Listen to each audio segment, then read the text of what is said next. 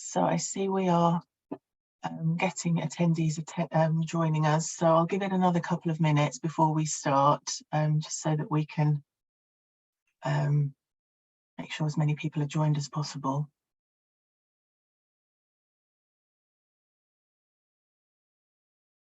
I think we've probably pretty much stabilised with the numbers coming in. So I think I will, I'll begin then for this morning. So good morning, everyone, and welcome to our session on Muscles Matter session for 2022 on Duchenne muscular dystrophy, focusing on adults living with the condition. We have a very packed agenda this morning and a fantastic panel, and we're going to begin with a focus on the adult Northstar network. We'll then move on to discuss living with Duchenne muscular dystrophy, where we'll focus mostly on answering your questions, as well as covering a few that we received in advance. We'll be using the Q&A function within the Zoom functionality, which you should be able to see at the bottom of your screen. So if you type your question or comment, we'll be able to feed them into the discussion. To manage the sort of technicalities of the event, we won't be calling on anyone to ask their questions directly. So please bear with us. And if we don't manage to get to your question, we'll try and let you know the answers either by email or through our website. Before we begin, just a note to you all to let you know that our helpline is available to anyone affected by muscle wasting conditions. And please do contact us if you have any questions or in need of support. We can help you with information and can either support you directly or point you to somewhere else where you can get support. And the number and the email address should be on your screen right now. You can call us on 0800 652 6352 or email us at info@musculardystrophyuk.org.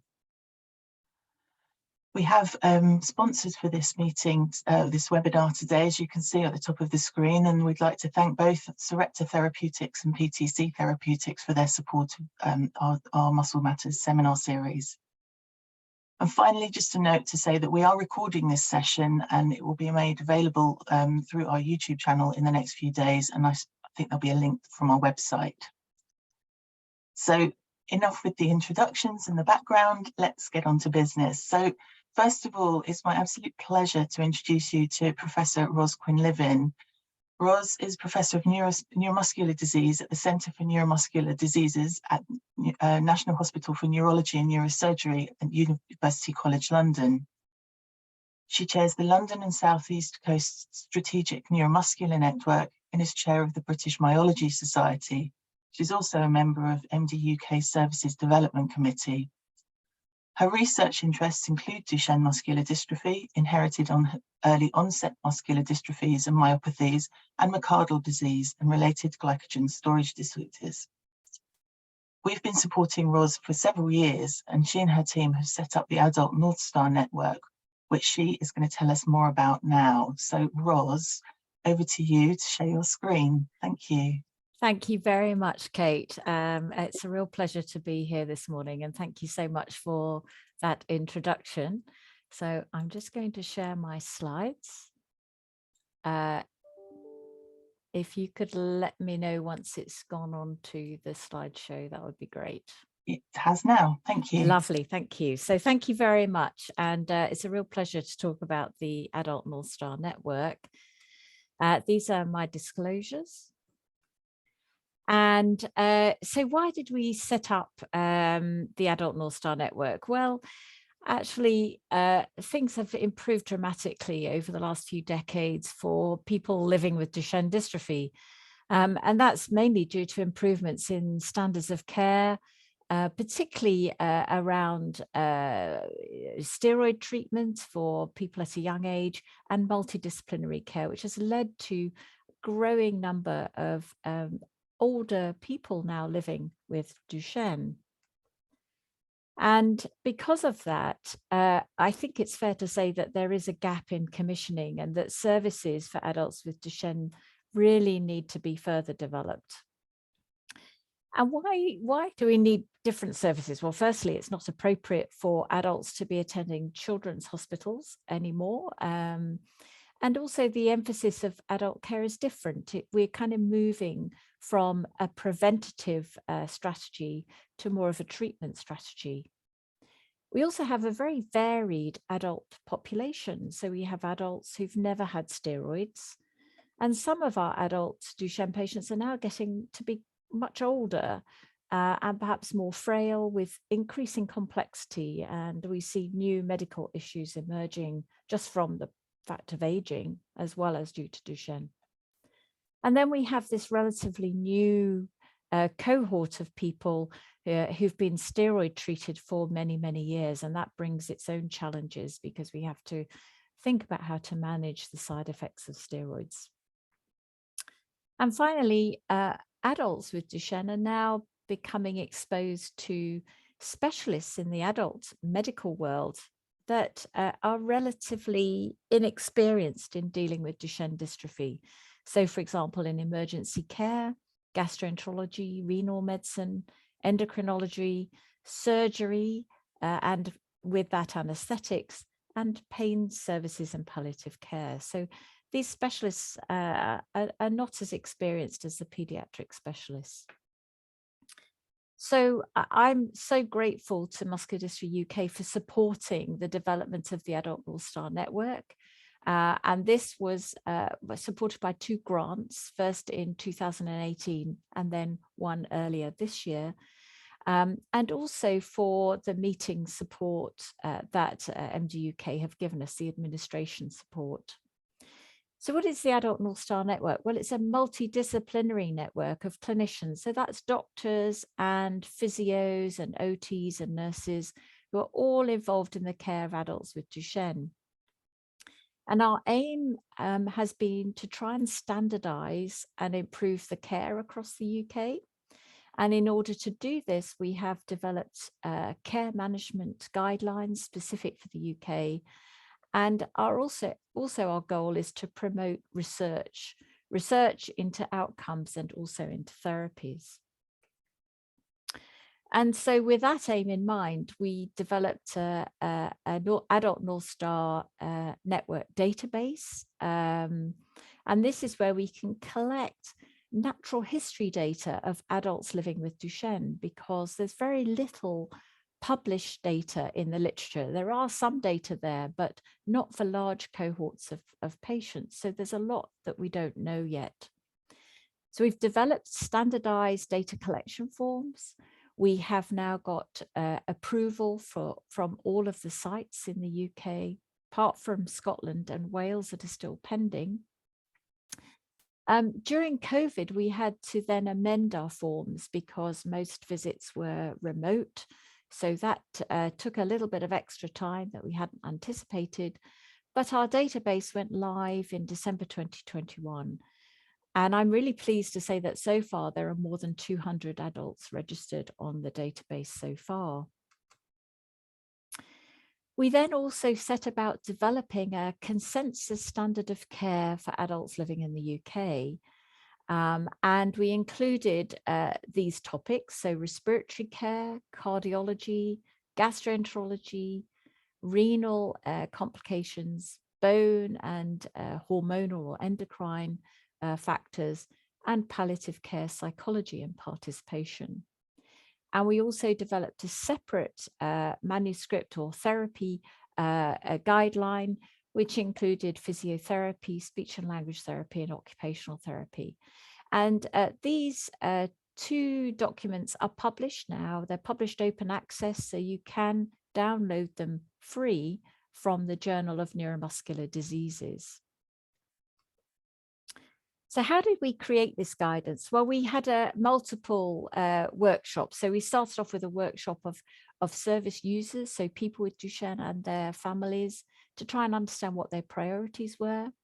We then have multiple workshops, either involving the whole Adult Northstar network, but in addition, smaller specialist workshops where we pull together small groups of specialists who synthesized the literature and then produced a report. In addition, we also utilised some of the data that's already out there, some of the standards of care, so the published international standards of care, several ENMC workshop reports, and a PPMD Netherlands workshop report. And we tried to extrapolate those to provide a consensus best practice, because there's very little, as I've said, research evidence out there. And then we put all of these reports into a single document, and then that was peer reviewed by the whole network, as well as our expert users, so expert service users. And so, as I said, these reports have now been disseminated. So through open access publications, which, as I said, you can download without any charge, but also following a focus group with family and patients with Duchenne, it was felt that rather than produce a written document for people living with Duchenne, that short videos that you can access through YouTube would be more useful. So with the help of Muscular Dystrophy UK, we created these short videos highlighting the key points for each of the topics in those consensus guideline reports. You can access the links to these short videos through Muscular Dystrophy UK's website. So this is really only a beginning, because when you develop guidelines, they have to evolve over time as treatment strategies improve. And as I've said, there are many areas where there's very little research. So we're hoping that this guideline will also highlight areas where further research is needed, for example, into bowel management and renal management. And much of this is based on expert opinion. So we hope it will stimulate thought, discussion, and future research, and will be updated over time as I said, our knowledge improves. It's really important that we've done this. And I think there are a few key points I want to bring out here. Firstly, the consensus standard of care for adults with Duchenne sets out what are the essential services. And we all feel that adults with Duchenne should be followed by a specialist centre so that expertise can be developed. There should be very close communication and liaison between the different specialists involved in the care of adults. General anaesthesia should only be undertaken in a specialist centre where there's intensive care facilities, and all patients should have access to a range of therapy services. And this is important because we feel that adult Duchenne services are under-resourced, and we know that NHS commissioners won't fund services or therapies where there's no published evidence. So hopefully this is a step towards that. So we can use this document to justify why we need more funding. And also, I think for you as patients, I would strongly recommend you download the document so that if you are admitted acutely, for example, at your local hospital, you bring it with you to try and help to support those doctors looking after you. And as I said, you know, we need further research and further clinical experience to improve our management, particularly in these areas: nutrition, bowel, kidneys, heart failure, bone and endocrine, and disease-modifying treatments. So going forward, this work will continually, will go on to continually improve the services that we provide. So already we've had another workshop on the 30th of October, supported by Muscular Dystrophy UK for bone and endocrine management.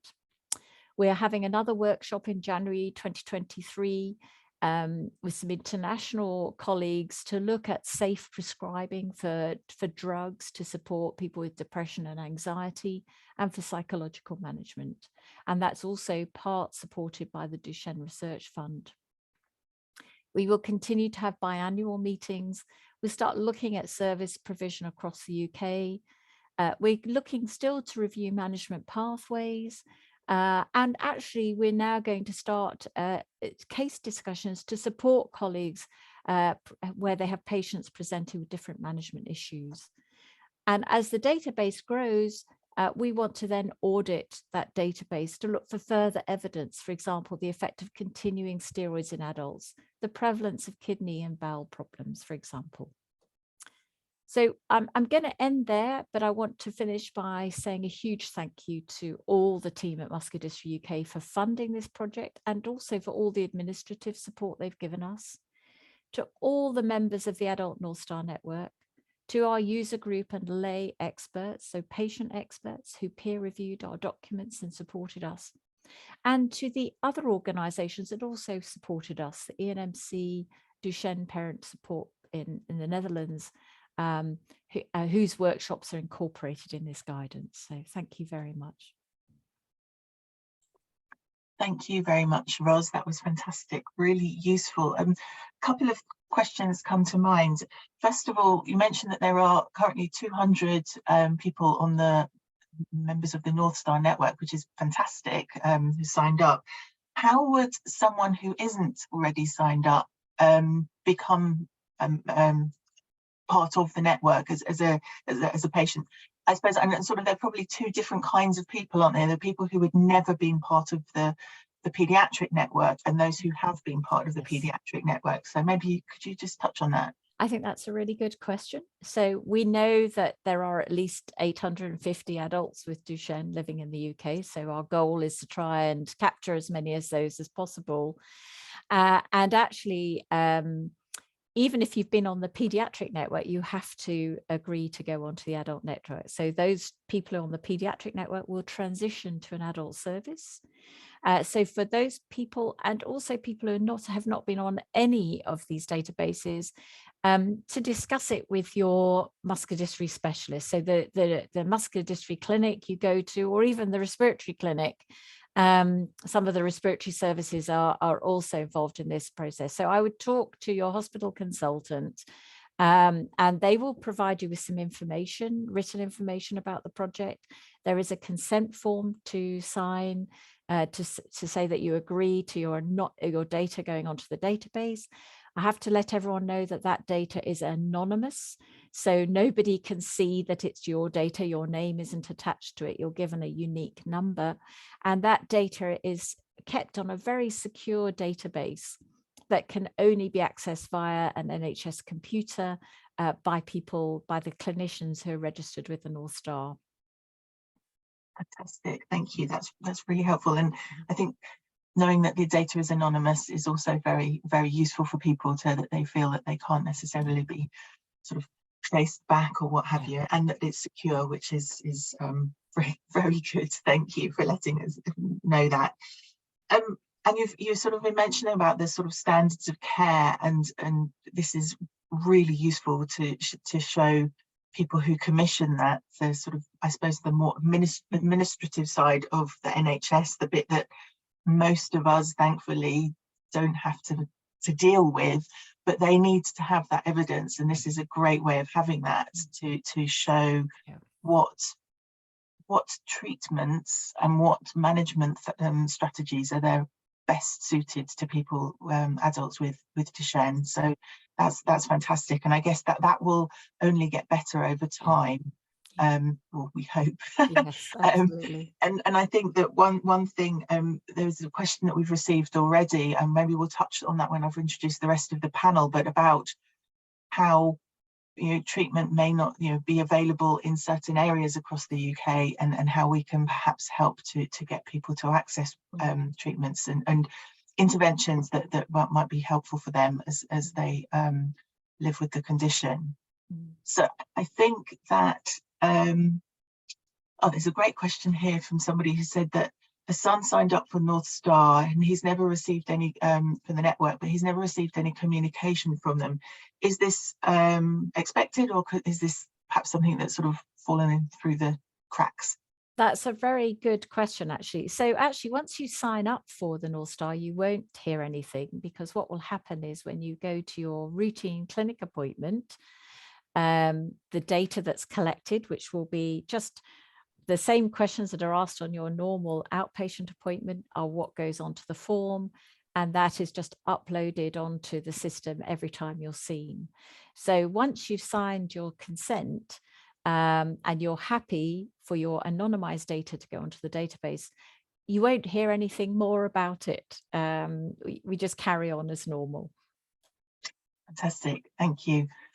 I mean, I guess one thing that as MD UK we are trying to do better, we haven't quite got right yet, is when will be more publications, and certainly we're thinking about the paediatric network as well, that we try and put snippets of information on our website, so that people can follow what is found from that anonymized data, looking across the whole of the piece of all of that set of information to see what studies have been publishing and the results that they find. And that's where you can find out about the data, I suppose, in its general sense, rather than what's specific to you as an individual. So I think that's an important thing. As I say, we haven't quite got that right yet, but we are trying. But I was going to say, Kate, I think it's fair to say it'll take a few years before this data emerges. And if you think back to the pediatric Northstar network, it took about 5 years to actually collect enough data to show from that data that the steroid treatment was having a beneficial effect on boys with Duchenne in terms of prolonging walking. So it takes a bit of time to start, because what we're doing is collecting serial measurements over a number of years. Fantastic, thank you. And Ros, thank you so much for your presentation. I think it was really helpful and fascinating. So I think now is a great time to introduce the rest of the panel. And thank you, Ros, for staying with us for this panel discussion. So before we get going with the discussion, I'd like to make several introductions. We have a really fantastic panel with us today. So first of all, it's my real pleasure to introduce Dr. Shona Laidlaw, who's a specialty doctor at the Prince and Princess of Wales Hospice in Glasgow. Shona trained as a GP and worked as a GP partner before turning to work in palliative medicine. She's a specialist interest in young adults aged 16 to 39 with lifelong conditions, including those with neuromuscular conditions. Her day-to-day work includes the holistic assessment of well-being of young adults and their families, advocating for young adults with complex needs, and ensuring that the young adult's voice is heard and is central to their care. And also, she's involved in discussing future plans for individuals. She co-leads the Young Adult Service at the Prince and Princess of Wales Hospice, and the team recently won a Tackling Inequalities Award at the recent Hospice UK conference.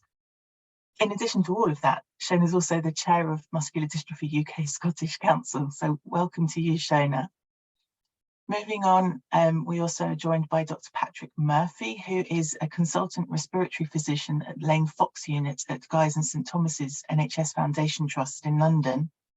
The Lane Fox Unit is an internationally recognised centre for weaning from prolonged mechanical ventilation and the management of home mechanical ventilation. Patrick completed his PhD studying respiratory physiology in acute and chronic respiratory failure, secondary to chronic obstructive pulmonary disease, or COPD, and obesity. And his research interests involve respiratory physiology and respiratory support in acute and chronic respiratory failure, which has led to publications of physiological and clinical trial data.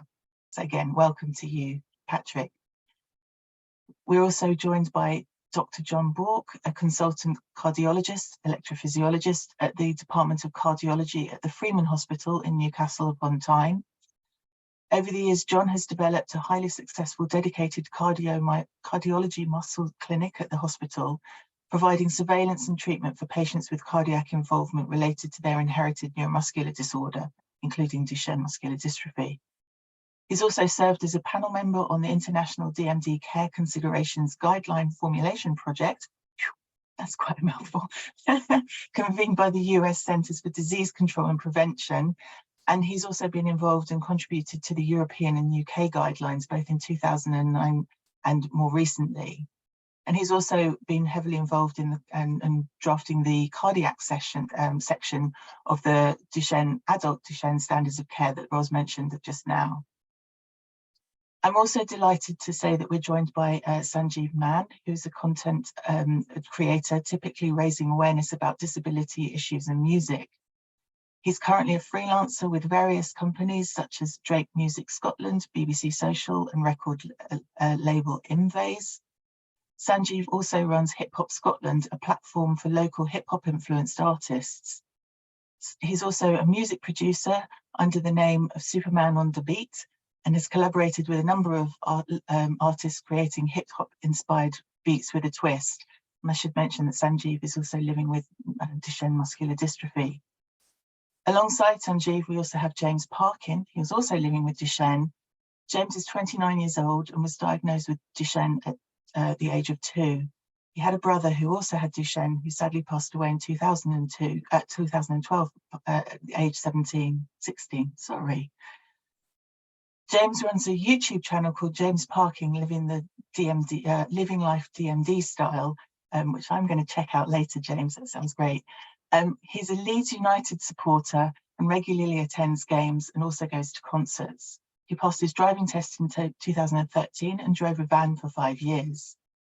And last, but by no means least, we have Alex Petrus, who's a qualified physiotherapist. She's been working with people with neuromuscular diseases since 2013, and since 2018 has been the adult Northstar coordinator. She's a specialist neuromuscular physiotherapist and research physiotherapist at Queen Square in London. And if all that wasn't enough, Alex is working towards her PhD, focusing on adults with Duchenne. So thank you all for joining us. And I'm going to go around the panel in the order that I've introduced you to touch on how you support people living with Duchenne in your role. And then we'll come back to some kind of key points about living and managing the condition. So Shona, if I could turn to you first of all, maybe you could tell us a little bit about how you help people with living with Duchenne. Thank you, Kate, and thanks MD UK for inviting me to speak today. I watched Professor Willis's YouTube video this morning to make sure that I wasn't going to cover all of the same points, and he does speak so eloquently of what our role is as palliative care physicians, and he does start with the tackling the myth that it's all about death and dying. And what I'd like to start with is that basically my job is very much about putting life into days and not about death and dying. We've got 12 young adults with muscular conditions, and 9 of those have Duchenne. And we support them really from the point of transition, either from our children's hospices across Scotland associates, or as a new referral into our department. And it's done very, very slowly. We start with a coffee and a visit to our cafe. We start with conversation, because without that initial conversation, we can't begin a journey that develops based on trust and increasing confidence in the healthcare professional. We do a holistic assessment, as Kate said, and I'm often quoted as doing an assessment from the hair on their heads to their toes. And here in Scotland, we have Scottish legislation which allows us to very much focus on that holistic assessment, concentrating on some well-being outcomes that include safe, healthy, active, nurtured, respected, and included and responsible as well, actually. So the Shinari outcome measures, and that works really, really well to address unmet needs. We have a place that is fully accessible. We have a changing place that is open to the public 24/7, because that was really important about changing people's perception of what a hospice is and inviting them into the building. So we've also got a community cafe as well, which is open to the public, and our young adults will come in and eat and drink in the cafe and then pop through to our Living Well hub, where we run a variety of sessions for our young adults, including we work in partnership with Raw Talent, and we're delivering creative workshops within the hospice, which were co-organised with a young man with Ulrich muscular dystrophy. From that point, the relationship develops and grows, and we will see them at our clinic and discuss symptom management. A lot of our young adults will present with problems with pain or bowel dysfunction, but a lot after COVID are now presenting with increasing anxiety and low mood. So very much there to support them as well. We do have some difficult conversations with people, but I like to think of them not as being difficult, but as being necessary. One of my young patients died in the last week, and actually their relative pointed out that from the moment of diagnosis, they were aware that this day was going to happen. They just didn't know when. And it's important to have these conversations about the future and future planning at a point where you're actually well, because really it's all about just having your voice heard at a time where you might not be able to speak yourself. It's about having your wishes known and respected, and also planning on where you want to be cared for, or where you want to be when you do become too unwell to survive. There have been a couple of other people that have spoken to me over the last years about, my son was too well to die, or he was never unwell enough to think about dying. And we want to rephrase those conversations. The emphasis really, though, is on well-being and ensuring that people are living well.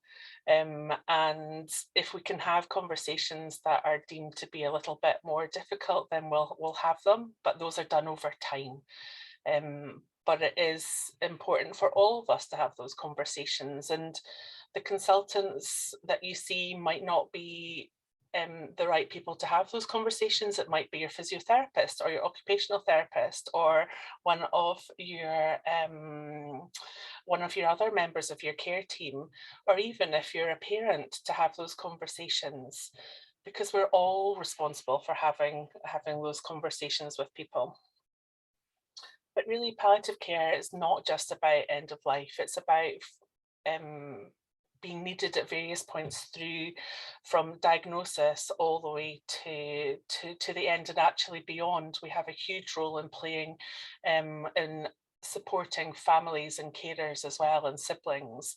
And certainly our young adults access our family support services and are all welcome to come into the hospice and talk to us openly as well. You might also have the benefit of having some complementary therapies or some art base. We've got 3 resident artists actually in Glasgow, which is an amazing resource to have. But a lot of our work isn't done just in a simple consultation between a doctor and a young adult. It's done by a whole team, and I'm absolutely privileged to belong to that team. So I think the take-home message from me is that, it's not about death and dying, it's about living well, and it's about ensuring that your voice is heard even when your voice isn't strong enough to share your needs and your wishes. So thanks for the opportunity to talk today. Thank you, Shona. Thank you very much. Patrick, over to you. How do you support people with Duchenne? Kate, thanks for the invitation to talk here at the MD UK Muscle Matters session. Obviously, as a respiratory clinician, my focus is a little bit different from Shona's and some of the other clinicians here on the panel. We generally, as the adult team in respiratory medicine, start to interact with patients with Duchenne at that transition point, so as they're moving from pediatrics to adult care. We work with patients with Duchenne and their families, and it's one of the most enjoyable aspects of my job, because you get to see people through the continuum of their disease, and we're able to support them through that. The conversation we have with patients now is probably different to the conversation we had 10 years ago, and Ros has alluded to this already. The improvement in outcomes with patients with Duchenne has been really staggering over the last sort of 2 or 3 decades. And whereas we traditionally used to meet patients with Duchenne for the first time, who often were already starting on respiratory support or were in the transition point to starting, we're now meeting many patients who have good respiratory function that then can persist for a number of times. So that conversation that we have with patients is, I think, has differed significantly. That patients with Duchenne have contact with a huge number of clinicians covering lots of different areas of need, and obviously I think respiratory care is one of the most important, but that's because that's where I work.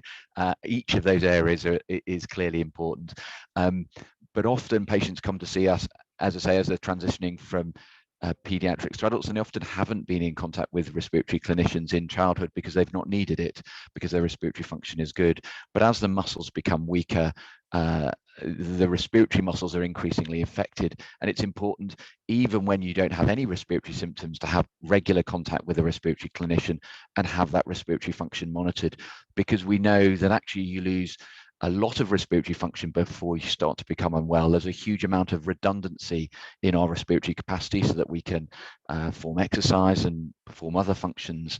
And in Duchenne, as you lose your general functional ability and therefore exercise less and mobilize less, you don't notice when you lose some of your respiratory function. And so it's really important to realize, I think, that even though you might feel well and not have any respiratory symptoms, that regular contact with a respiratory clinician is really important, because we know we can detect signs early with that monitoring, and we can then start a conversation about respiratory support. Now, ventilators are a word that have become increasingly known, I think, in the media over the last 3 years with COVID, and often come with some preconceived ideas. And a lot of what we do in the early contact with patients is try to reassure and be clear that the respiratory support is there to facilitate them continuing to lead the life they want to lead. And there's understandable fear and concern that it represents a big pivot point in their management, and can often have very negative connotations, and people can be concerned about what that means for them and for their disease. And really, we like to start the conversation early to say this is something that will be needed. It's something that you may not like to start with, but you know, it's really important that you and your ventilator become friends over time, because it's an important aspect. And therefore it's really important we start the ventilator at the right time, not too early, so that you know, patients don't get on with it, and not too late that we end up starting when patients have already become very unwell. And so I think increasingly our role is really in that preventative, proactive fashion of getting patients ready for a step that may not come for 5 or 10 years, but is really important to their long-term care.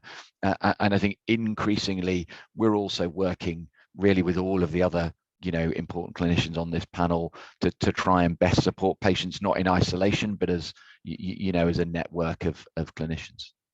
Fantastic, thank you very much. And talking of clinicians, John, over to you. Another aspect of care.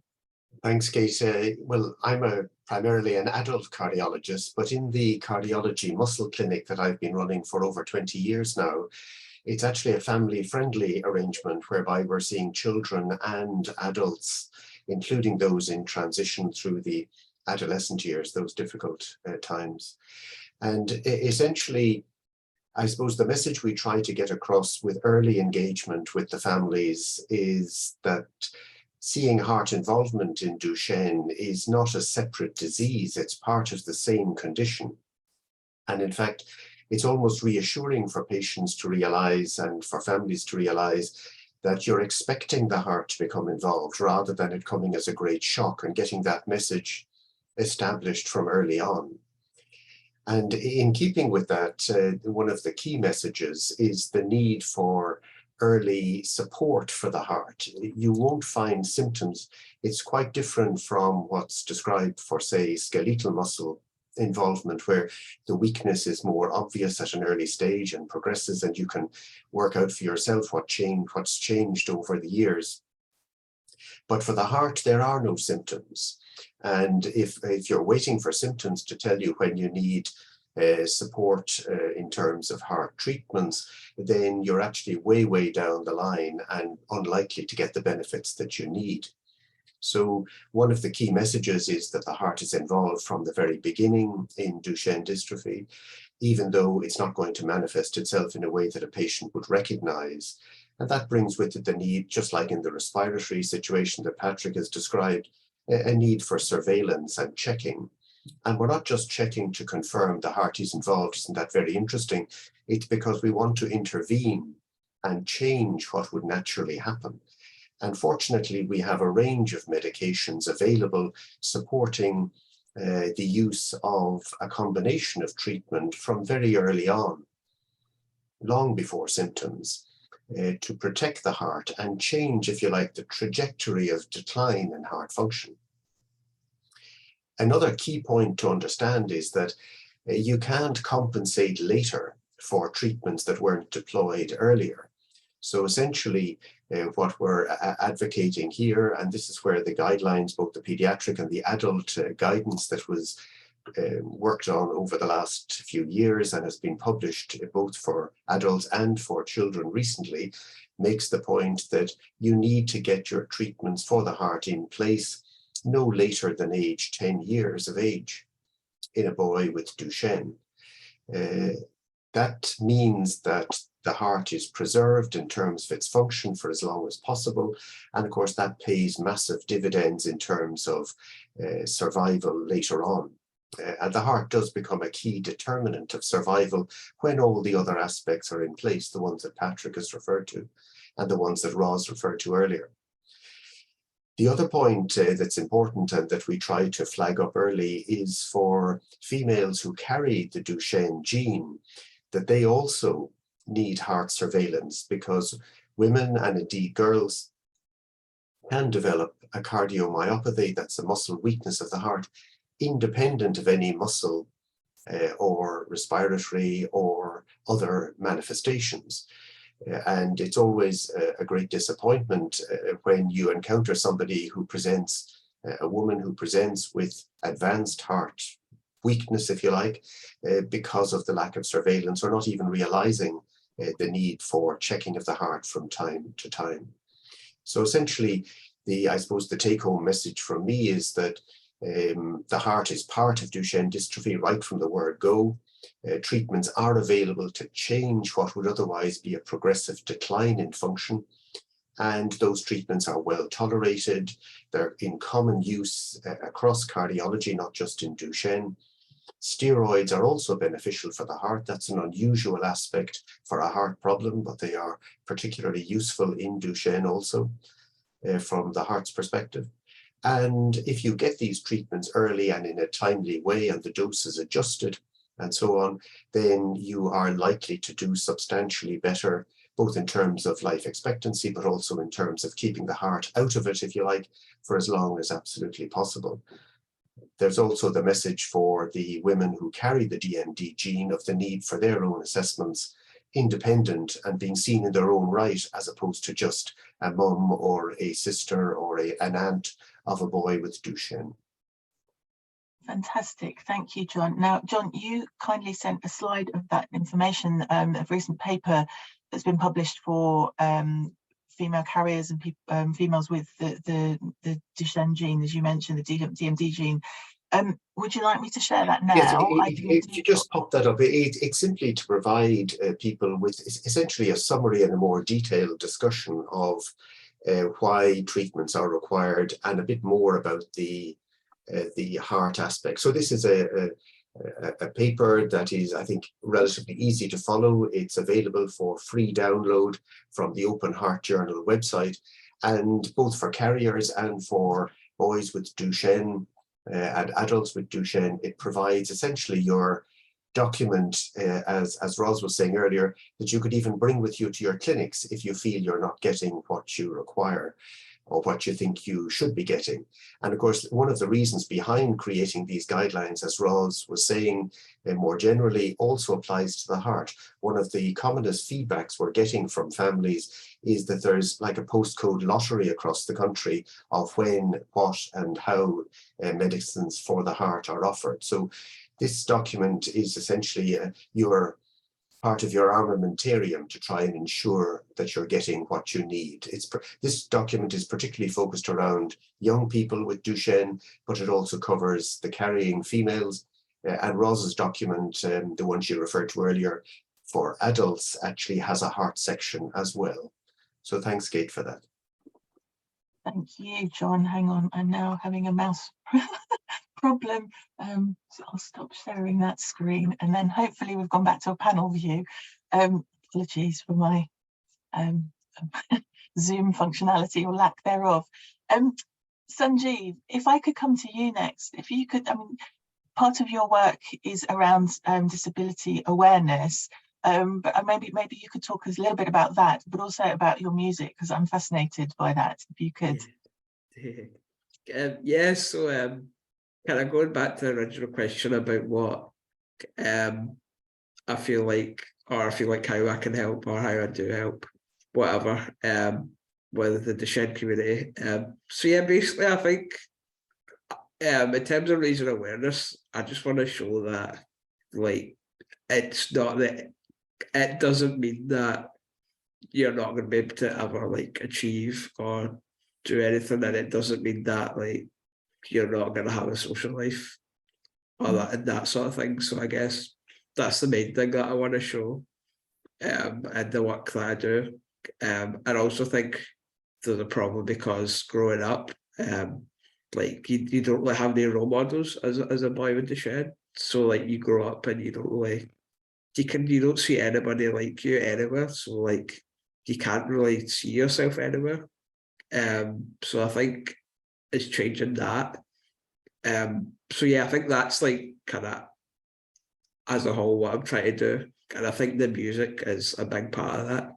And also like my journalism and stuff, because I think if I was like a wee boy with Duchenne and I saw a 26-year-old with Duchenne being a music producer, that would like blow my mind. Like, so I think I'm trying to do things that when I was small, like when I was younger, that I would think is like something to look up to or a role model or something that could like positively impact my life, sort of thing. So I think that's mostly where it comes from. But a lot of that is down to like peer-to-peer support as well. I think that can really help. And I think the guys at Pathfinders, Neuromuscular Alliance, who I have worked closely with before, kind of really pioneered that as a young person. Like they had a Facebook group and it was basically full of like hundreds of people that had Duchenne. So I think that's really important to share experiences.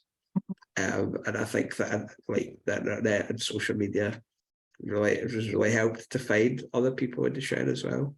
Like even people in the US or other countries. I think that's also quite interesting to see how they cope or to see how what sort of things they've got in place as well. So I think, yeah, peer-to-peer support is quite important as well.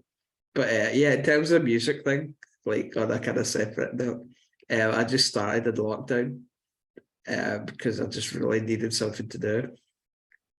So yeah, then I just taught myself like from YouTube pretty much. And it's sort of picked up and it's going really well right now, like producing for quite a few different artists like in Scotland, and also in the UK and America as well. So it seems to be taking off. And then also I'm starting to do some like DJ sets that I've had that kind of the last 2 months I've had quite a few like at gigs and stuff to DJ sets. So yeah, it's quite exciting. And so hopefully it's going to keep going that way. And yeah, as I said, it's like hopefully it will positively impact other people with Duchenne growing up as well. So yeah. That's fantastic. And the music, congratulations then. That sounds like it's going really, really well. And it's cool that you kind of picked that up. I was going to say, how have things changed for you sort of pre and post, or not exactly post pandemic, but since lockdown? That's something that you've actually picked up during lockdown and you've moved on with, so which is fantastic. So yeah, I would say in terms of lockdown, it was like because I was shielding. It's weird because it was both like probably the most challenging time I've had in terms of mental health. Because before that I never really kind of had any mental health issues until lockdown, because obviously like I was shielded for 6 months, so like I couldn't really go out, and I feel like the most difficult part was when it opened up for everybody else. And then obviously I still couldn't. But yeah, that was difficult. But then again, lockdown, like it opened up the world more for me, because I feel like obviously we had Skype, but it wasn't really like a thing. Like people didn't really use it. but now there's like Zoom.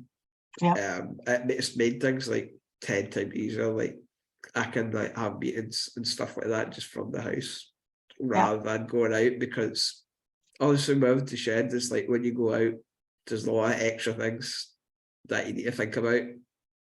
So yeah, I feel like just disabled people as a whole don't have as much time as other people just because of extra things.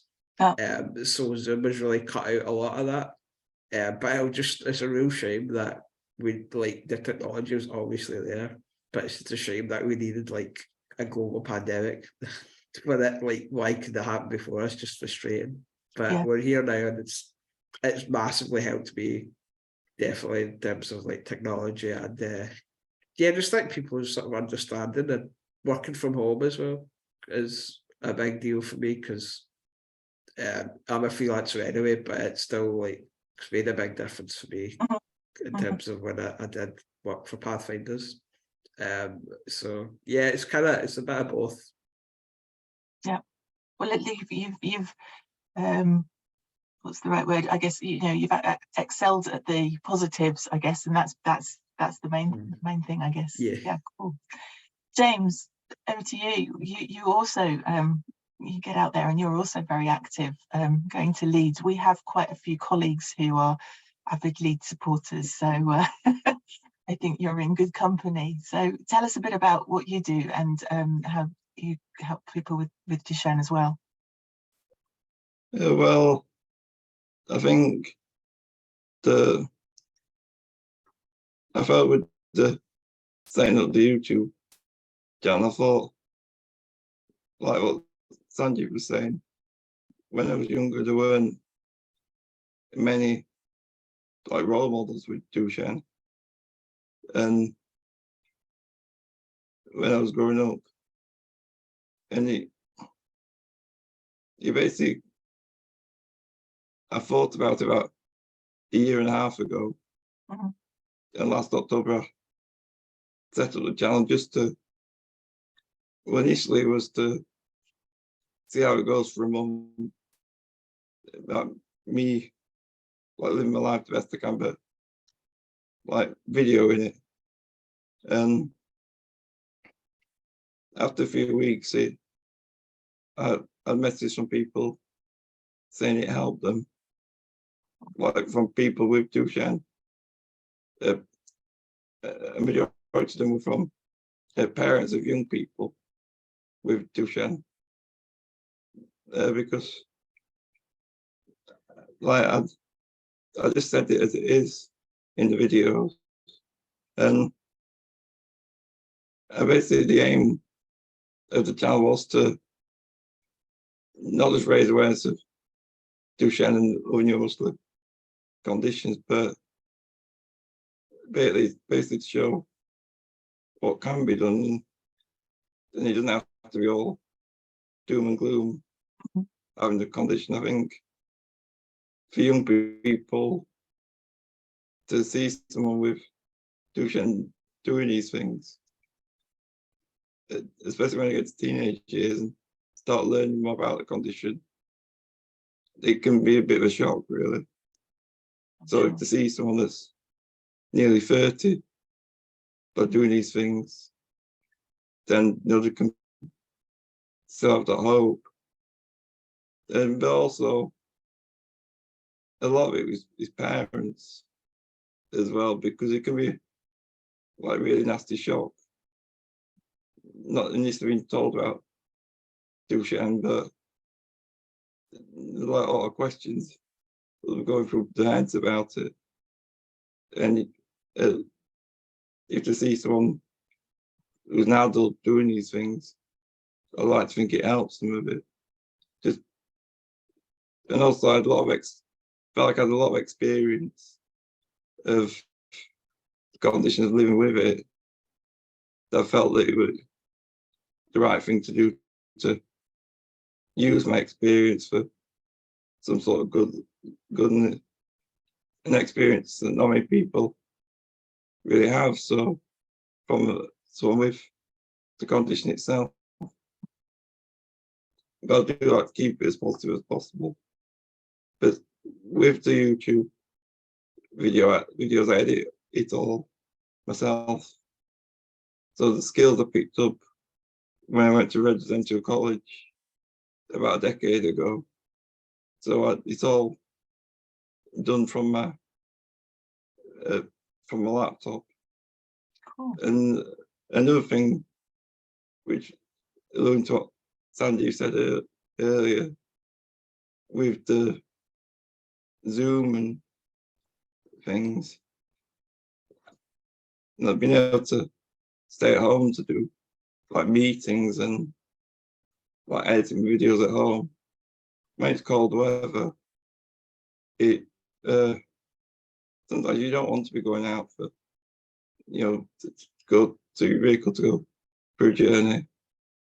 So it certainly helps with the emergence and also the risk of catching colds and things. Can be high. It's higher in the winter, so it sort of reduces the risk a little bit. Mm-hmm. But I think since I started doing the channel, I've also worked for a lot of different organisations that have seen the videos and got in touch with me.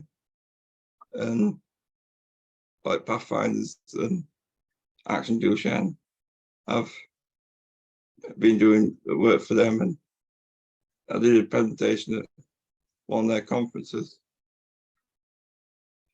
And I feel like that's sort of come from me starting to make videos. But also, I like to be realistic, as I lost my brother with a Duchenne about 10 years ago, and I always said that after he passed away, I wanted to live my life like two people. And I think doing this, just evidence about that, and also it's coming back from lockdown, it gave me a purpose to get into the swing of going out about it, because it was a bit of a challenge after shielding.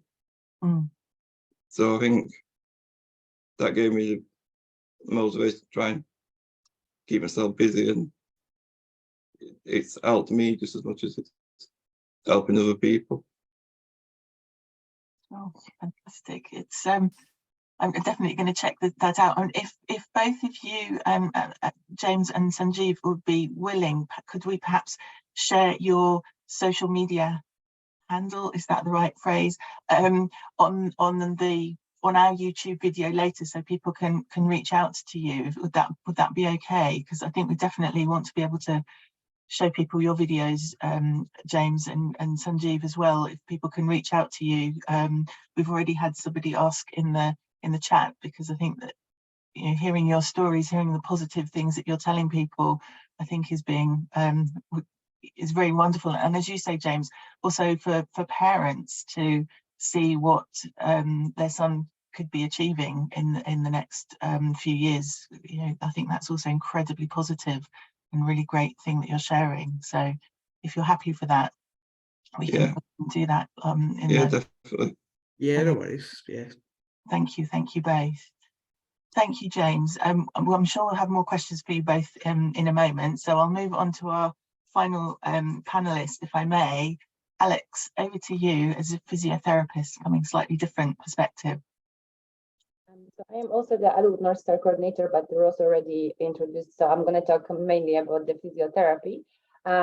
So as a physiotherapist, so first of all, when patients actually come from pediatric services, there is a bit of a change in approach. So in pediatric services, it's more family orientated, whereas when they come to us as adults, we try to change more to the person orientated approach, and really try to help people to take a bit more active role in their condition management. And it's really important for us to always ask the patients whether is there anything they want us to help them with.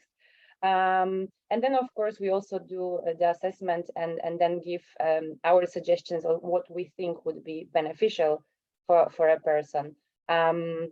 but it's a lot of trying to make them take some active role and be involved in their management. But thinking about physiotherapy, at the moment, majority of adult patients are wheelchair users. So there is a lot of focus on positioning, and that's kind of looking at the wheelchair positioning, and that's have two kind of thought processes of maximizing what they can do based on their physical condition, but also on comfort, so then they are comfortable and during the day as they do their everyday tasks. And then thinking about, so we want to maximize what they can do based on their physical abilities. So we look a lot at the wheelchair and then wherever else they, so also the bed, but wheelchair, the places when they spend time during the day most. And that leads to looking at the health of the joints. So then we talk about stretching, maybe looking at some orthotic splints. We also look, as they mainly spend a lot of time in sitting, it's very important to look at the function of arms. And every patient is different, so it's very important to assess and then to see whether we can, again, looking at positioning, whether there is any equipment that might be useful and help them do more during the day with the assistance of that. So there are a lot of things that we do. Another thing is also whether there is any pain. So then again, we look at different ways to address that and help to elevate that. And then, of course, a big other element of what we do is the respiratory physiotherapy. So also looking at the chest and the cough strength, and that's again, chest also is connected to positioning and posture. So it's all kind of interlinked, and each patient is very different.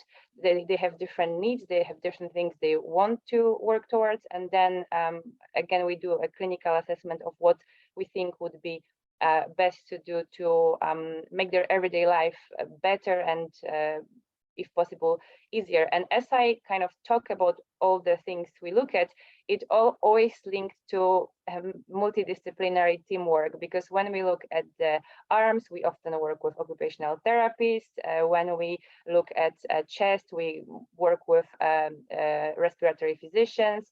There might be some, provision of splints, so with the orthotics clinic. So it's a lot of multidisciplinary teamwork, which is very important, and it's really key in management of people living with the condition, and also in community services. So as we were, as an adult Northstar network in general, trying to kind of raise awareness and educate more therapists, because still there are not as many therapists who have a lot of experience. So we try to, we have those documents, we have the webinars to try to help other therapists to manage patients to their best capacity. And we are doing also a lot of liaising with community therapists. We are always very happy to be contacted to have a discussion about, particular patients. So there is a lot we can do, and it's always really great to work with patients. And I think also having role models now like Sanjeev and James also help us even in our work to make other patients aware of other patients like you James and Sanjeev, because that really makes people more motivated and gives more hope, and that's also help for us as a therapist to get more engagement in the everyday management of the condition. So yeah, I think it's there are more and more patients, and I think the one more thing that I would add is that we're doing a lot of work to help to get more therapy opportunities and better access to the therapy, because we now know that this is some growing need for this in the community. Thank you very much, Alex. And that sort of links very nicely to one or two of the questions that we've received this morning. One is from somebody who is living in the sort of northwest Liverpool Walton Centre area, who they feel that they're very much sort of always the ones asking for the treatments and or availability of treatments, and isn't really much that they can find out about through the clinic. Things that they've maybe been taking that perhaps are sort of off-label, or things that they have found through researching themselves. So I guess the question, perhaps maybe we can start with you, Alex, around the physiotherapy, but then perhaps come to Ros and to John afterwards about how does the network now help to kind of share that information of what is working, what is best for people living with Duchenne, and how can they access it in their local areas? I think that's where it's really important and good to be seen at the specialist center, because we work all as a network. So when there is anything new, or when there is any, even sometimes we have, we anonymously discuss different challenges that patient brings, but being part of the specialist centers, you will have access to the probably most up-to-date knowledge and ideas. And it is still a little bit challenging with access to physiotherapy, because at the moment in adult services, you do get a block of 6 sessions most of the time.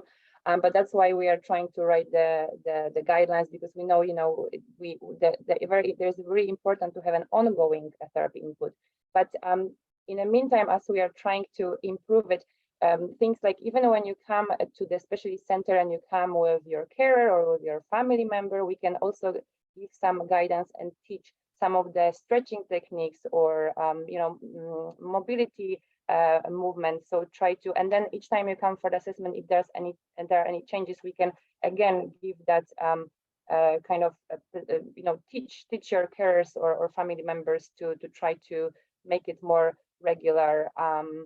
But I think it's important to be in touch with the specialist center, because things will be changing and things will be hopefully improving. So it's good to be in touch. And I would say it's always good to ask. And if you feel like you're always the one asking, I think it's a good thing. So it's good to be in touch, and it's good to be always communicate. So I think it's a good thing. Thank you. And Ros, sort of building on that, someone saying that their son had been accessing Raxone Idebenone. Presumably that was through the early access to medicine scheme. Obviously that was part of a clinical trial that didn't get taken forward because of the outcomes not being as positive as they had hoped. But that was showing hope for patients, and yet obviously it's been in theory taken away. Is there anything you can advise around that? I think the first thing is that was the very first clinical trial for adults with Duchenne. So in a way, that was a great thing. But we have to remember that trials are there to show whether a drug is effective or not. And that trial actually was stopped because Raxone was shown to not be effective in terms of making a difference. But it was a good thing, because it was the first clinical trial that we did, and a big international study, and I hope it won't be the last. So although it's always disappointing when trials don't show what we hope they will show, that's why we do the trial, because there's no point taking a medicine if it's not going to help you. Mm-hmm. But going back to the previous that question, I agree with Alex. I think don't be afraid as a patient to say something that if you feel that you or your family should be getting a form of treatment, don't be afraid to say it. I think the clinicians are very open-minded, and that's why we have that standard of care document. You can take it with you, because most people are still learning about adults with Duchenne. So don't be afraid to be an expert patient and talk to your doctors about it. It's okay for you to be the one lead driving as well. But hopefully over with time things will improve. And I suppose that's where, talking of the social networks and the Facebook groups and things that Sanjeev and James have mentioned, actually that's great, because you can then hear from somebody else or somebody even overseas about they're getting some form of intervention or treatment that can be beneficial. And they can then discuss that with their clinician. Yeah. Fantastic. Absolutely. Patrick, John, do you have anything to add? Well, just one little thing, really. I suppose just emphasising that this kind of lack of access to treatments across the whole spectrum for rare conditions is a common theme. And I suppose one way that I've been thinking about this is that most hospital-based clinicians in whatever specialty are mostly involved with dealing with people who present with some obvious illness or symptoms that need treatment. And of course, the focus over recent years since COVID has been urgent emergency taking priority over everything that's kind of preventative or surveillance-based. And the same is true in cardiology. The idea of screening and checking for something that hasn't yet happened or is happening silently is not a common theme in cardiology. And so I have sympathy with clinicians who for the first time perhaps are encountering a condition that needs surveillance and which are going to base your decisions on something that isn't actually causing the patient any problem at that time. And I think from a patient perspective, it's useful to remember that as the counterbalance as to why perhaps people are a bit more laid back about their management and maybe not as up to speed as Ros says with what should be delivered and when. And again, just reiterating that the documents, both the adult and the pediatric care documents, are to help families, if you like, energize them and give them the evidence insofar as it exists to look for the treatments that they feel they would benefit from, perhaps earlier than the clinicians they're seeing might be prepared to deliver them. Fantastic, thank you.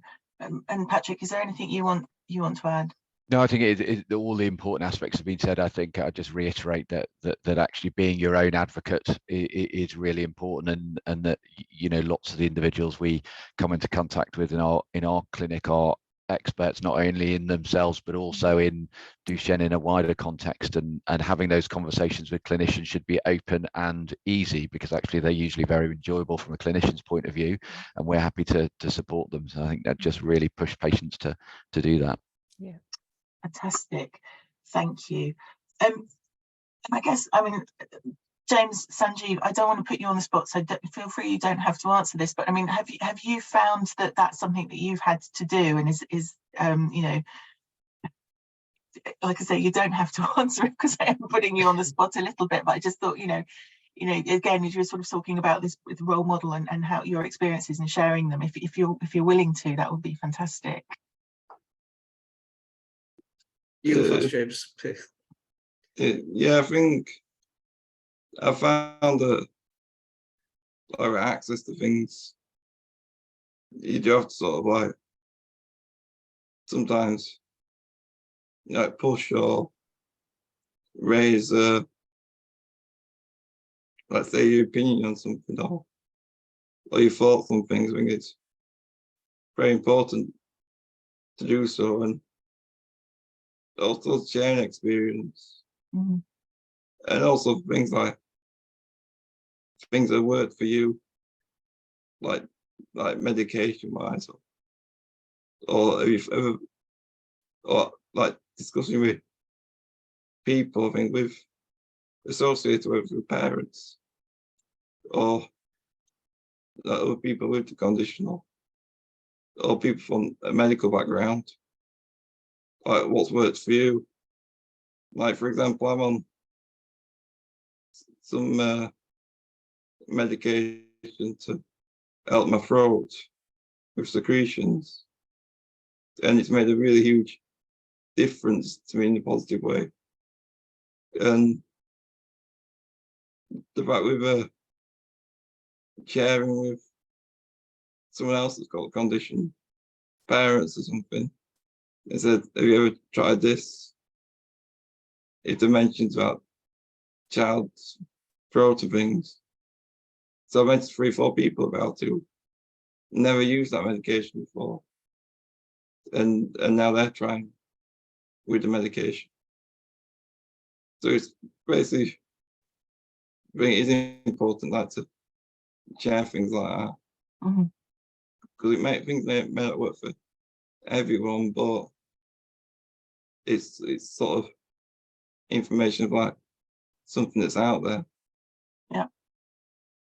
And I think quite often the information isn't there, like certain drugs or something. And I do feel like it needs to be there a bit more, just to give people an option. Because certain medications may work or may not work, but if you don't know, then you can't try it, really. Yeah, thank you. And Sanjeev, is there anything you wanted to add? Yeah, that's a really good point. Actually, just about if the information was just a bit more like wider and a bit more like available. But in terms of like what you were saying earlier, I think that in terms of like doctors that know about Duchenne, so like when I go for cardiology or respiratory, like I feel like they're great, like they're really good. But it's more in terms of like GPs that a lot of the time, like it feels like I had more than them, but like I think Duchenne, like they like a lot of time I need to explain to them different things or a new medicine that I need to explain to them what it does and what it is that they've not heard of, or maybe like when I'm in hospital, for example, and I just like the doctors that like just come around a lot of the time, like yeah, I need to explain to them, or like explain to them what Duchenne is, like explain to them what condition I've got, because they don't know, even though like it's all over my notes. And like yeah, I need to explain to them that I can't lift my arm up, like when they're taking my bloods, or yeah, like that shouldn't really need to happen. I feel like, and I just the extra, like it takes a lot of effort and energy to do that every time. So I think that's the issue. And then also social work is like a whole different kettle of fish. That's when like a lot of the time, like, yeah, I just need to explain to them, like, even like social work issues that I, like maybe left through a pot of funding, like that I know about, and I tell them and they're like, oh, I've not heard of it. So like, yeah, but social work's a completely different thing. But I think that's the main thing, is the doctors that aren't like specialising in it.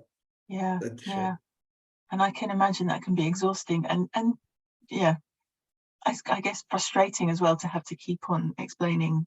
Yeah, I mean we do have some training modules for GPs, so hopefully at least within your own GP practice you can, people can become educated. I mean, I guess because with so many rare conditions, I think is often the case that obviously you may be the only person in the whole practice that has Duchenne, and so they will be so unfamiliar, but that means we can help to educate them as well, and they can become more familiar, so that there isn't that kind of so tell me all about it kind of moments every time. I guess that's sort of true though, like they can't know about everything, I guess, because there's probably like so many conditions like this rare. So I guess that's true.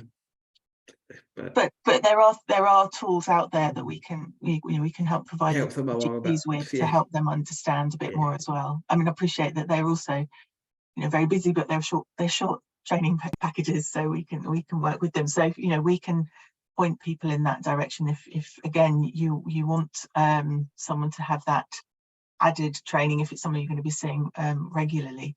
Similarly, for physiotherapists, there are some pieces of training that we have available. Shona, is there anything you wanted to add at this stage? Thanks, Kate. Actually, I was just listening to James and Sanjeev talking about how much energy it takes. And I think in adult, the world of adult Duchenne, it's very, very difficult because pediatrics are almost a victim of their own success, and that they've got a very well coordinated, responsive pediatric MDT around them, and then you shift into adults and that's not quite as responsive, and it works very differently. And at that point, some of the physicians are hopeful that the GPs will pick up on the care. But through paediatrics being a victim of success, the GPs are often left behind. They don't see young adults with Duchenne, and certainly not adults. And I think upskilling is absolutely important. I'm pleased to see in the Scottish medical students curriculum that neuromuscular conditions are being paid more attention. And actually the new course out of St Andrews, that's for postgraduate medical students, have a day a year. It's only a day, but where they actually study neuromuscular conditions, specifically Duchenne, and some of the young adults speak at that day, and I present on my, not just as my professional role, but my journey as a medic living with a daughter with SMA. So I think we need to get into the curriculum, not only of medical students, but all of the advanced healthcare professionals. And I think it would be really good to almost have a neuromuscular champion in each social work local authority, so that they would understand the needs of those with neuromuscular conditions. Thank you. No, I agree. I think there's a mountain that we're climbing, but I think we are making progress, which I think is the positive here, I think. Talking of positives, and hopefully Andy won't mind me doing this, but one of our participants online has written, and Andy, I'm going to read out what you've written if that's hopefully okay. So, hi, I'm Andy Duffy, I'm 30, I act and sing in a choir, will be on ITV on Christmas Eve. I did acting at university and I'm on YouTube, and was at Edinburgh Fringe performing for BBC Ouch. I've done some filming for Pathfinders, and positive role models are important. I had none when I was diagnosed. I've been supported all my creative work by Winsford's Neuromuscular Centre, and we have great mentoring and peer-to-peer support. And I just wanted to share that because I think, again, that's really fantastic that we've got so many different experiences from people within the community, and I shall be looking out for you now on Christmas Eve, Andy. So thank you for sharing that, because I think, again, it's a really positive story of people sharing their experiences. So thank you for that. There were a couple of questions that we have received previously, and perhaps again the panel can speak to this. And again, perhaps your experiences, James and Sanjeev, will be important here, because someone who's written before to us and said, I feel very isolated as it's now much harder for me to get out of the house. Can you give me any advice about maintaining social contact and meeting people? So I guess both of you are very much online and have an online presence, and perhaps Sanjeev, you can start on that.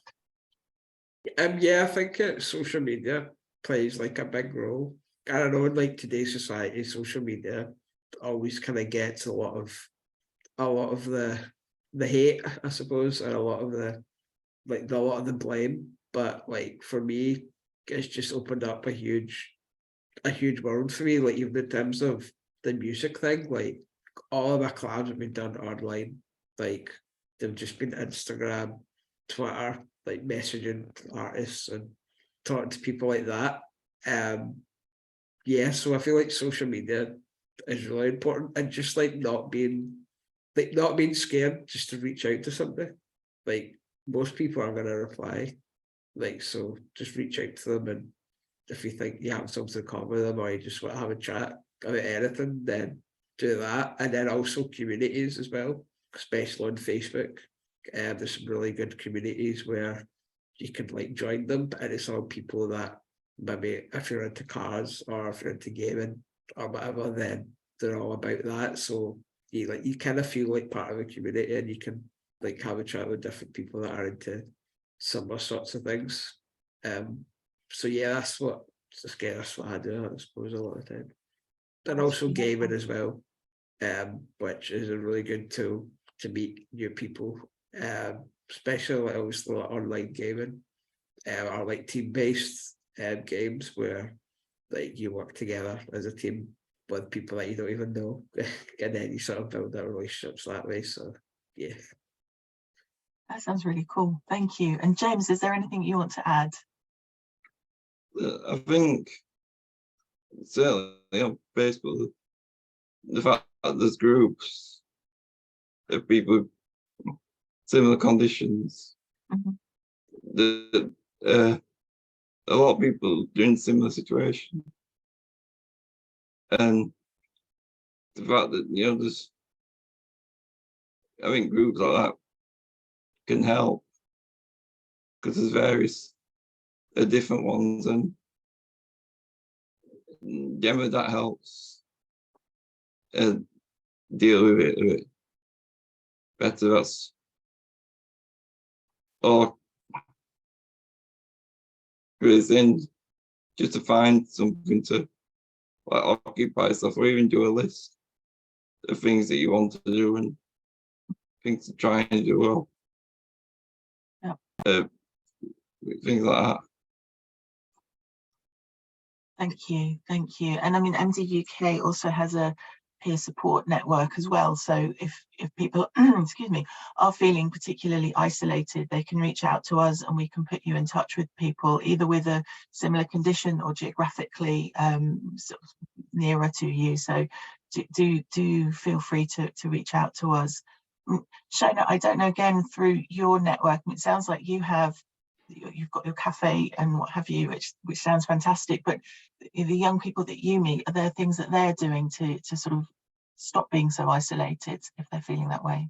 Yeah, I think that as James and Sanjeev say, isolation has been a huge thing over COVID times, and was problematic beforehand, but more so now. And our young adults definitely talk about that. We've still got a couple who have not ventured into the hospice because they have got such high anxiety about COVID, despite the hospice being deemed a safe environment. We've got a group of young adults who are attending on a weekly basis to do the Broad Talent and other things.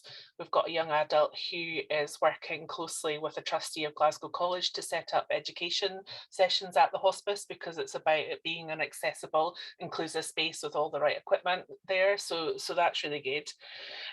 But they're the same. They've got interests in gaming and computing. They're in touch online, perhaps not in person.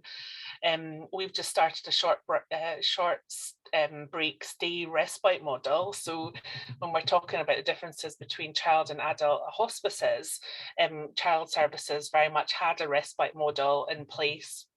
And adult hospices didn't, but we discovered that there was a huge need, and over the last few months we've delivered nights of respite, and we've had quite a few adults with young adults with Duchenne in to stay with us, and it's all been about going to the pub, going to the museums, watching things together, playing on the Xbox, playing on the PC, PS4, sorry, and it has just been that interaction that you can chat about whatever you like and without adults being present.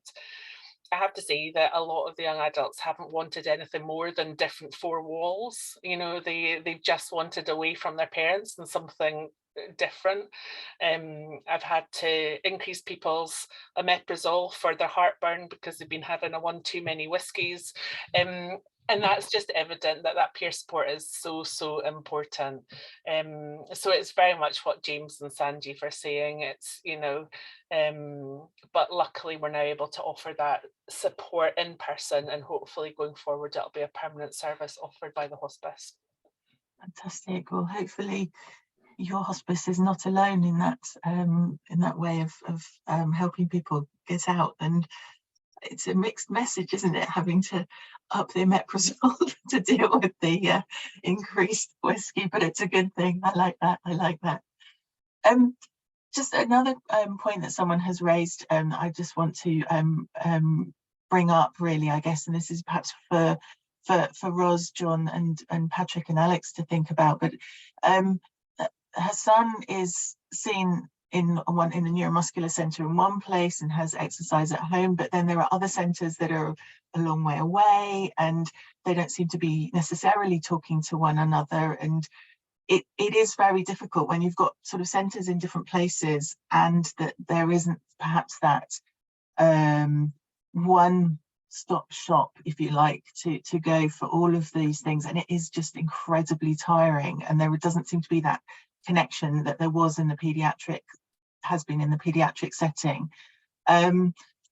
and obviously the local hospital and what have you just doesn't necessarily have that expertise, as we've already touched upon for other people. So I guess, do you feel that this is likely to change in the future, or is this unfortunately something that is going to continue, Ros, with the sort of the multiple centres that are, if you're not necessarily in a big city?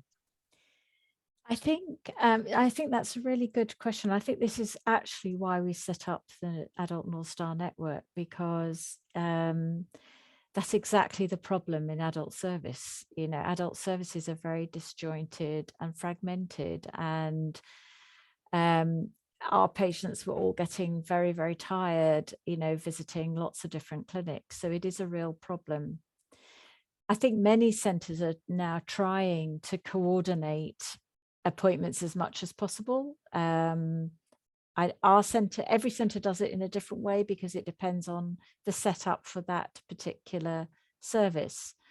In our particular service, we actually, because it's difficult to come into London and it's tiring, we tend to admit people for a couple of nights and get everything done that way. But that's not possible everywhere at the moment.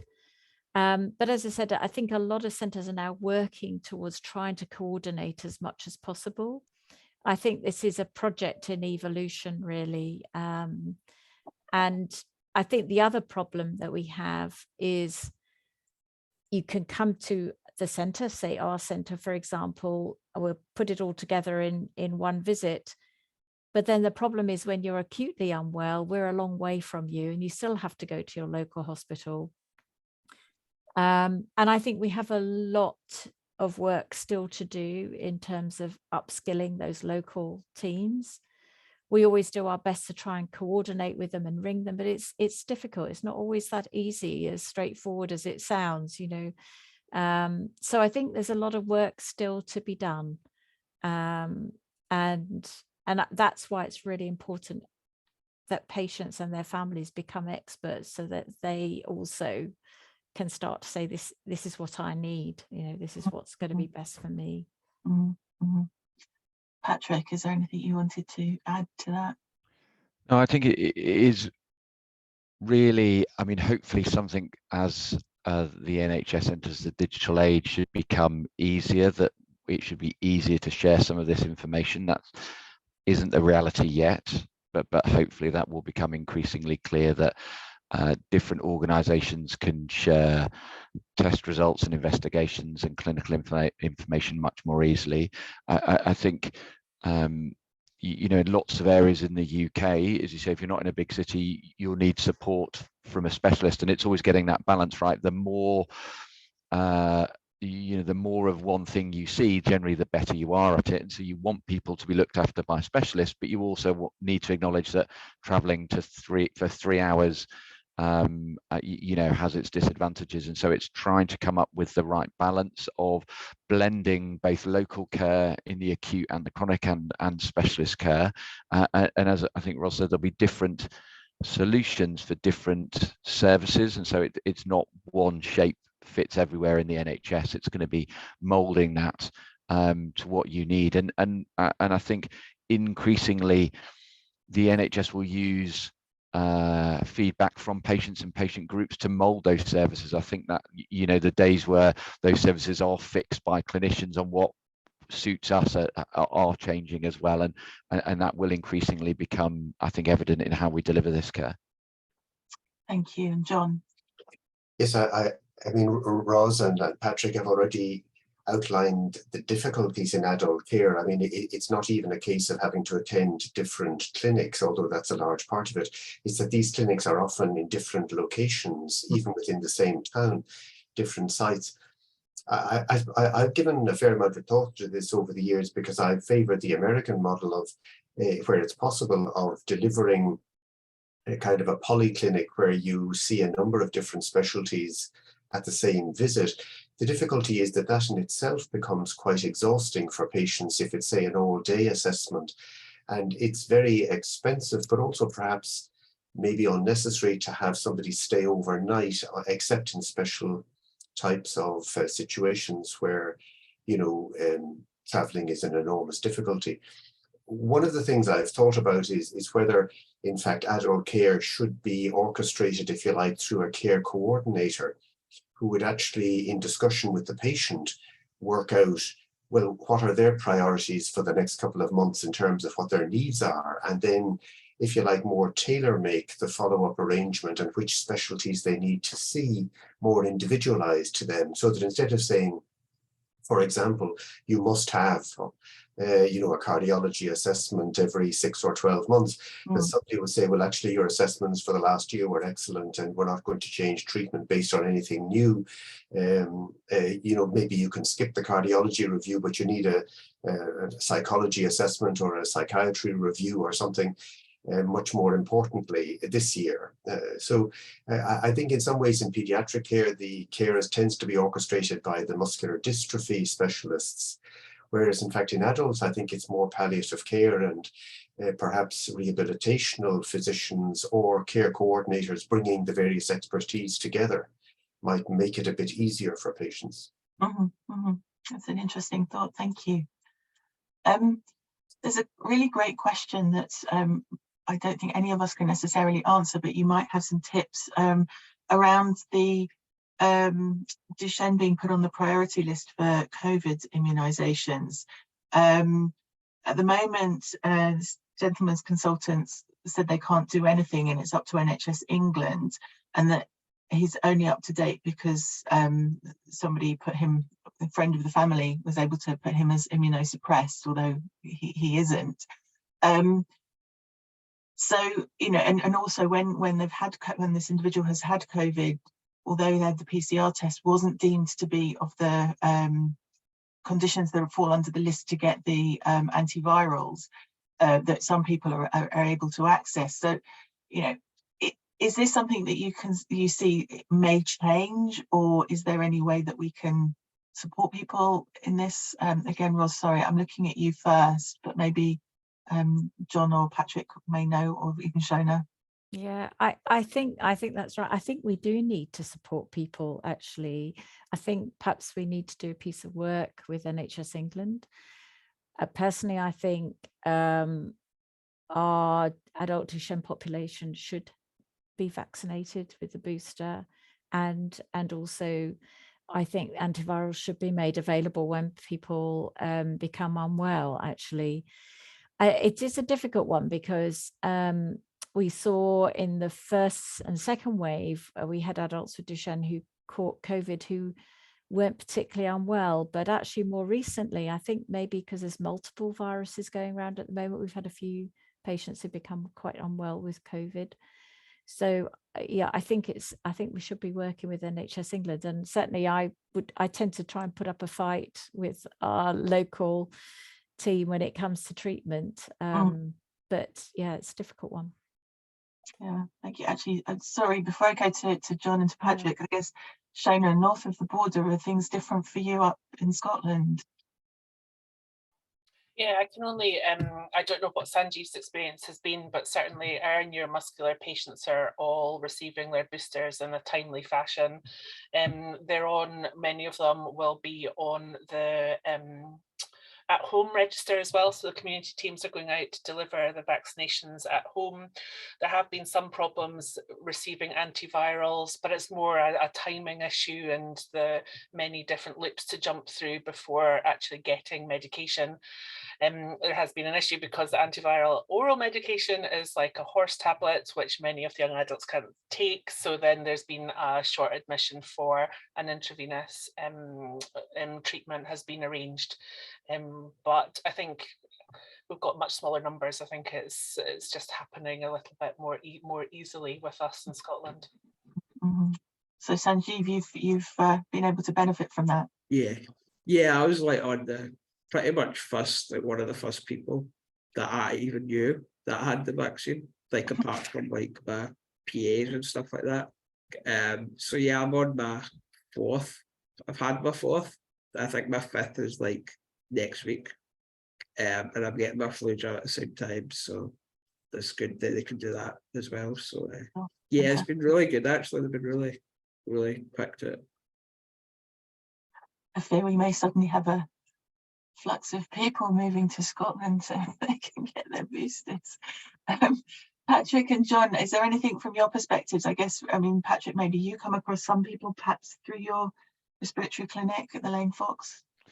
Yeah, I think this is a really difficult area. I think, you know, what's clear is that we don't set that priority list, but as Ros says, we can try and advocate to get patients on there that we think need to be. It's set centrally. I mean, the good news story is part of the reason Duchenne muscular dystrophy wasn't added to that list, because the outcomes were much better in the majority of patients, and that's a good thing.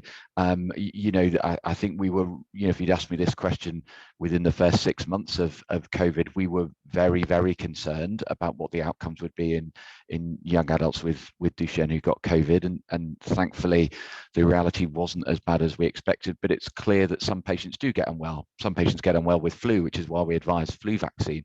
And I think if I you know, if I had a condition that warranted it, or if I was working in healthcare, which I do, I would certainly be getting my booster.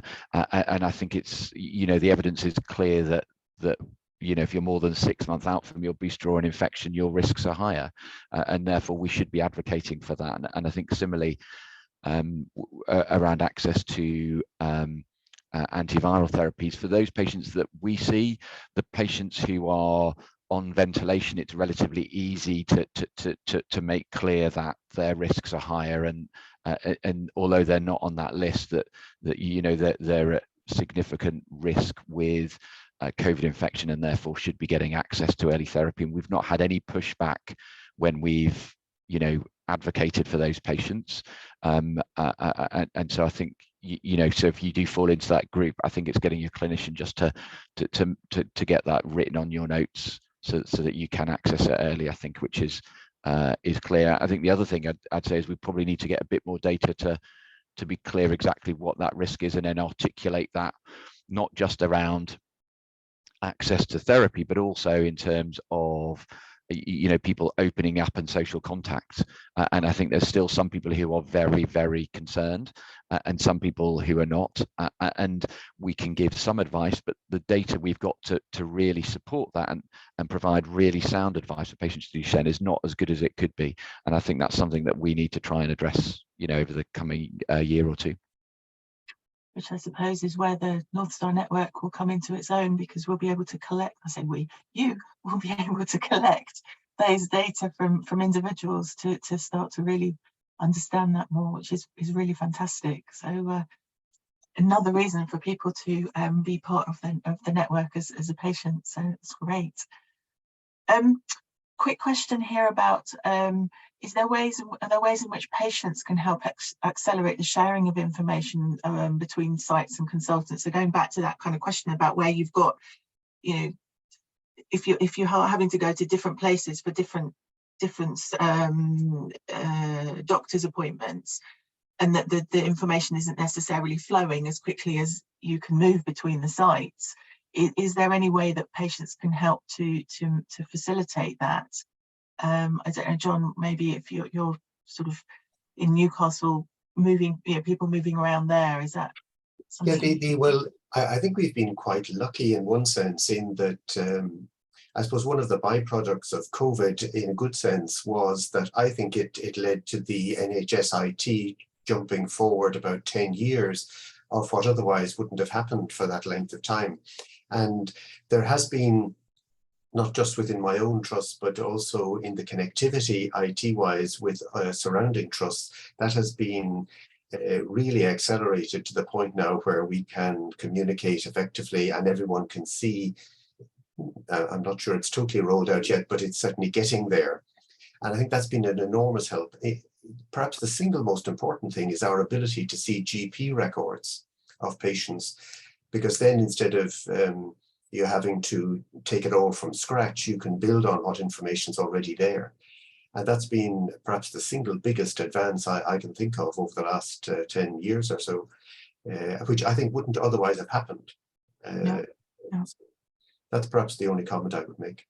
Okay, thank you. So it could be that different groups of trusts in different areas may be at different parts of that kind of journey of being better connected than others. So if you're not in the northeast, or maybe that's yes, this was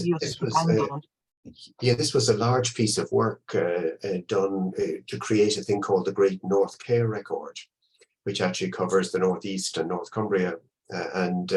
It's taken a long time to roll out, but it certainly is happening now in a way that's really tangible and helpful. Fantastic. Well, hopefully then other trusts and groups of trusts are either working, as I say, either working towards that, or will look to the Great North Care Record. I like that as a concept, and then take that forward so that there is that better passing of information between physicians and doctors. I think that would be great.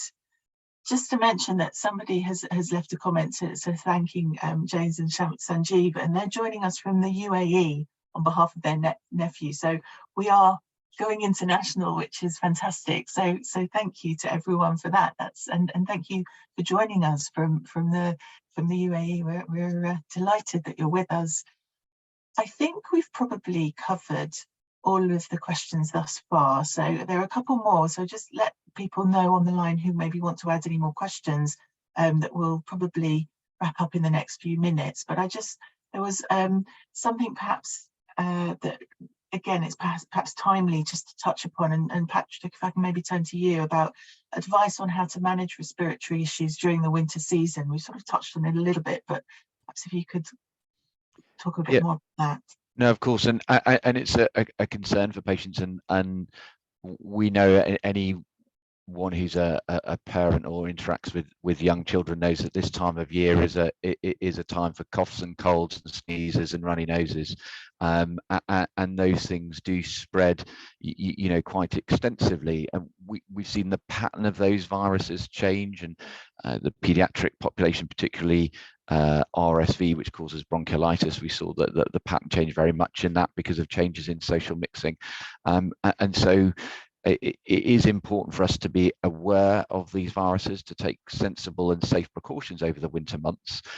One needs to remember you've got to live your life as well, and we need to make sure those things are proportionate. But I think COVID has re-emphasized that the wearing of masks for patients, or for people rather who have those sorts of symptoms does reduce spread, and therefore simple things can be done to reduce it. If you're having contact with people, trying to avoid contact with those people who have symptoms of an active infection is I think is useful. Making sure you've got the appropriate immunizations, which we've talked about for COVID, but the flu jab is offered annually, and you recommend that for all of our patients.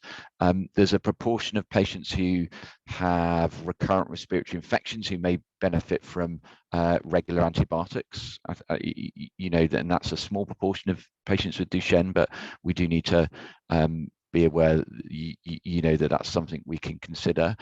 And making sure that your general respiratory health is good, and that means if you need ventilation, you're using it. If you need cough assist, which is a machine which helps clear the secretions from the airways, that can be really helpful again to prevent infections in those patients whose muscles are too weak to generate a sufficient cough to clear that phlegm themselves.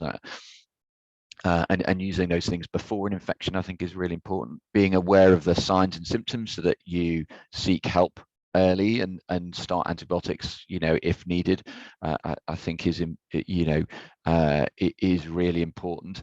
And I think, again, another lesson from COVID has really been about good hand hygiene, and that can make a big difference to reducing transmission between people. And I think we just need to be a little bit more careful around those simple things when the rates of circulating viruses are high, which will be varying times, and depending on whether you're talking about RSV or COVID or flu, which is likely to become an increasing problem from sort of January onwards. Okay, thank you very much. Thank you. So I think what we'll do now is just go around the panel, and you've now all jumped around. So you may not, I may come to you in an order that you're not expecting. Just for any final comments that you may want to make before we finally wrap up. So Alex, on my screen, you are the top left-hand corner, so I'm coming to you first.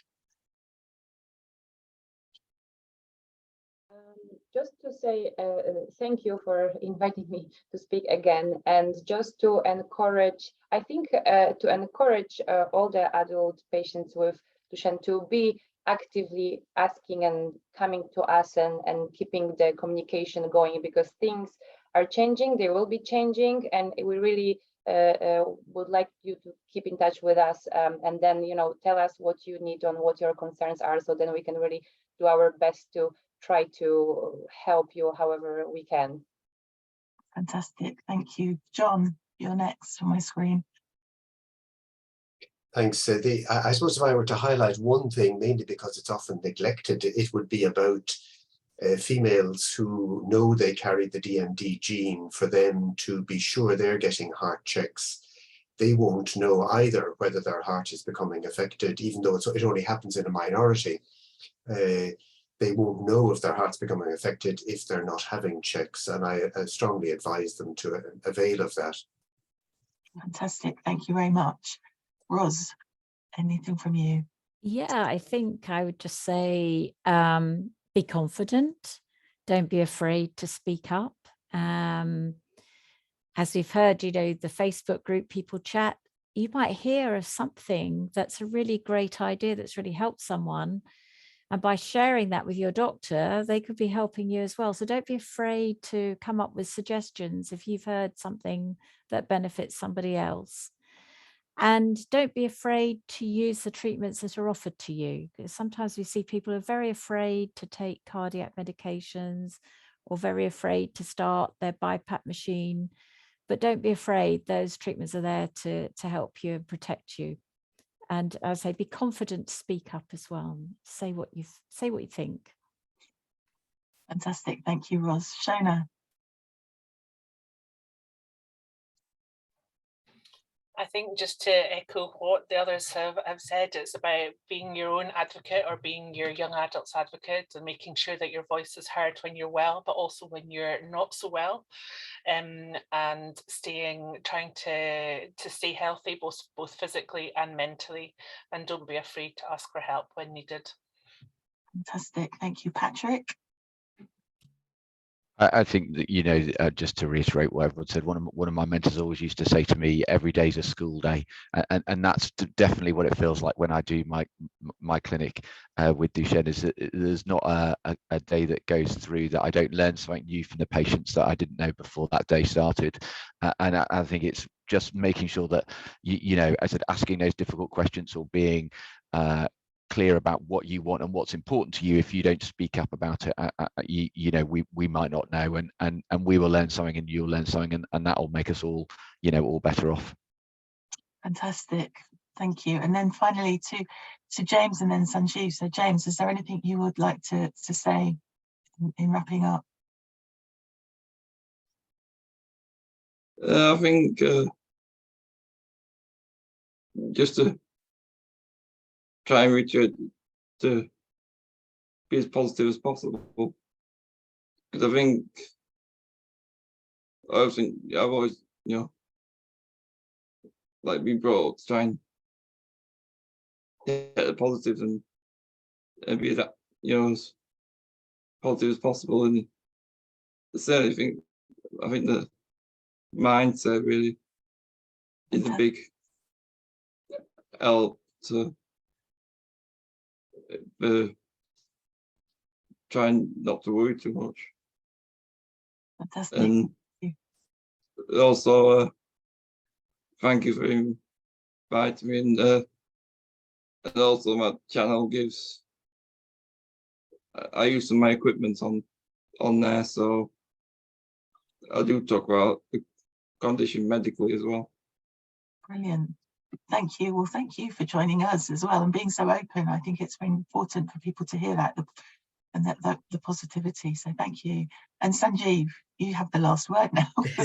You're the last person on the screen. Yeah, I suppose just similar to James, that like keep positive, and that like nothing is a barrier.